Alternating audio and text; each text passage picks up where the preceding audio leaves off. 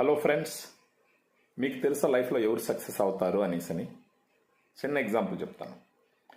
మీలో ఎవరికైనా సరే ఉదయాన్నే నిద్రలేయాలా అని అంటే మీకు ఇష్టం ఉంటుందా?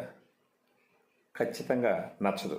మార్నింగ్ ఒక 5 గంటలకు లేచి జిమ్కి వెళ్ళి వర్కౌట్స్ చేసి లేదా వాకింగ్ చేసి మళ్ళీ రెడీ అయ్యి ఆఫీస్కి వెళ్ళాలి అంటే ఎవరికీ ఇష్టం ఉండదు.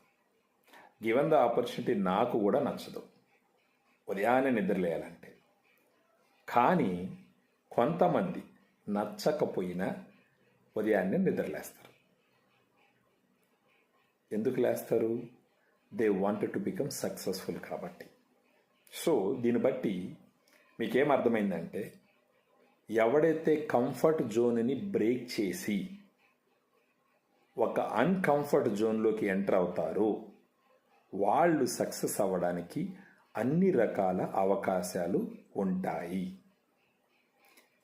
ఎందుకు అంటే వాళ్ళు మిగతా క్రౌడ్ నుంచి వాళ్ళు సపరేట్ చేసుకుంటున్నారు. ఇప్పుడు 100 మంది ఉన్నారు. 100 మందిలో 90 మంది నిద్రలేరు, లేయడానికి ఇష్టపడరు. కానీ 10 మంది నిద్రలేసి వెళ్ళి పని చేయడానికి ఇష్టపడతారు. అంటే ఈ 90 మంది నిద్రపోతుంటారు, ఈ 10 మంది మాత్రం పరిగెడుతూ ఉంటారు. అంటే ఇప్పుడు ఏమైంది? కాంపిటీషన్ తగ్గింది మీకు ఈ 90 మంది నుంచి.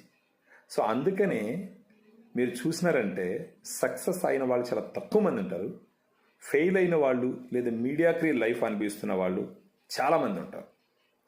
ఒకటి మాత్రం గుర్తుపెట్టుకోవాలి ఫ్రెండ్స్, ఈ రోజుల్లో if something is making you successful means it is your discipline.